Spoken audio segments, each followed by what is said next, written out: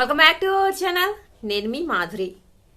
బంధుత్వం ఏదైనా సరే అది నాది అని కనుక నువ్వు ఫీల్ అయ్యావు అంటే అప్పుడు బాధ్యత అనేది వస్తుంది అనమాట.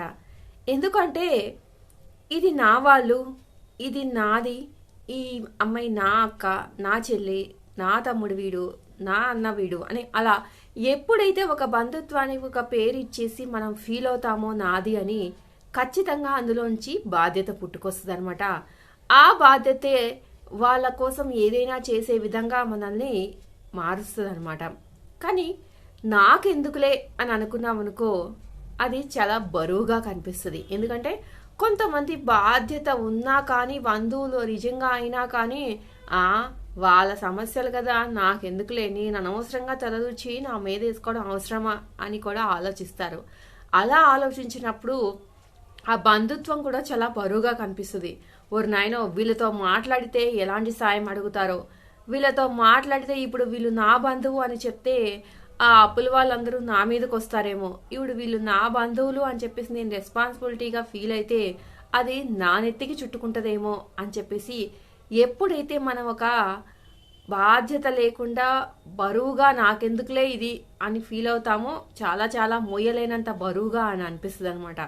అసలు వాళ్ళతో నాకు సంబంధమే లేదు, వాళ్ళెవరో కూడా నాకు తెలియదు అన్నట్టుగా తెలిసినా కూడా ఏదో చాలా దూర బంధువు, నాకు వాళ్ళకి అసలు రిలేషన్సే లేవని ఎప్పుడైతే నువ్వు నాది కాదు అని ఫీల్ అవుతావో, మెల్లమెల్లగా అలాంటి రిలేషన్షిప్పే లేకుండా కనుమరుగైపోయింది అనమాట. అంతే కదా. ఇప్పుడు బంధువులైనా కానీ చాలా మందిని చూస్తూ ఉండండి, చాలా దూరపు రిలేషన్ అయినా కొంతమంది పాటిస్తారనమాట. దాన్ని పాటించినప్పుడు ఎప్పుడైతే కాన్వర్జేషన్స్ జరుగుతాయో, ఎప్పుడైతే వీళ్ళు దూరం చుట్టూ అయినా కానీ మనోళ్ళు అని మనం చెప్పుకొని తిరుగుతామో, అప్పుడు బంధుత్వాలు అనేవి బలపడిపోతాయి.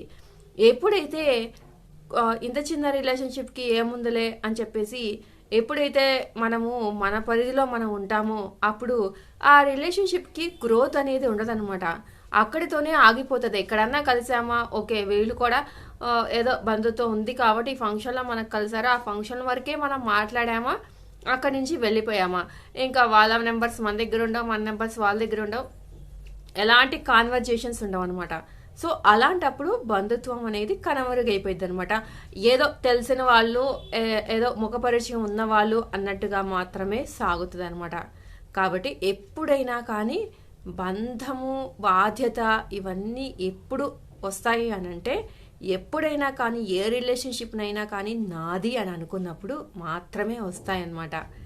ఎప్పుడైతే నాది కాదులే, నాకెందుకులే అని మనము ఫీల్ అవటం మొదలు పెడతామో, అది బరువుగాను మనుగడ అనేది లేకుండా పోతుందన్నమాట. అది ఏ రిలేషన్షిప్ అయినా. కాబట్టి ఇప్పుడున్న రోజుల్లో అసలు రిలేషన్స్కి వాల్యూ లేకుండా, అసలు ఎవరికి ఏమవుతారో కూడా తెలియకుండా జనాలం బతికేస్తున్నాము. మన నెక్స్ట్ జనరేషన్కి మన పునాదులు అనేది లేకుండా చేసేస్తున్నాము. కాబట్టి ఎప్పుడూ కూడా మన అనేవాళ్ళు నలుగురు మన చుట్టూ ఎప్పటికైనా ఉండాలి.